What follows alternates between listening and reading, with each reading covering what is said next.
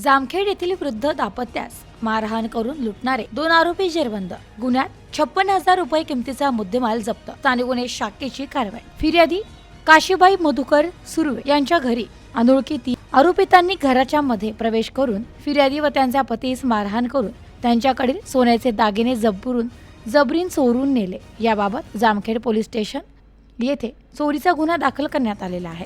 Police अधीक्षक अहिल्यानगर यांनी दिनेश आहेर स्थानिक गुन्हे शाखा यांना जिल्ह्यातील जबरीच्या गुन्ह्यांचा समांतर तपास करून गुन्हे उघडकीस आणण्याबाबत आदेश दिलेले आहेत. त्या अनुषंगाने आहेर यांनी स्थानिक गुन्हे शाखा व तपास पथकातील पोलीस अंमलदार यांना मार्गदर्शन करून पथक रवाना केले.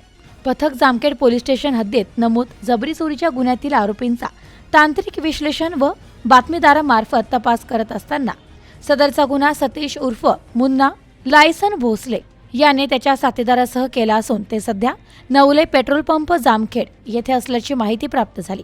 पथकाने पंचासमक्ष नवले पेट्रोल पंप जामखेड येथे जाऊन संशयित आरोपीचा शोध घेतला असता तो मिळून आल्याने त्याला ताब्यात घेतले. त्यांचे नाव विचारले असता मुन्ना उर्फ सतीश किशोर उर्फ बुट्ट्या हापूस भोसले हे दोन्ही आरोपी मिळून आल्याने त्यांची अंगझडती घेतली असता त्यांच्या ताब्यात 56,000 रुपये किमतीचा त्यात 7 ग्रॅम वजनाचे सोन्याचे मंगळसूत्र मिळून आल्याने तपासकामी जप्त करण्यात आले आहे.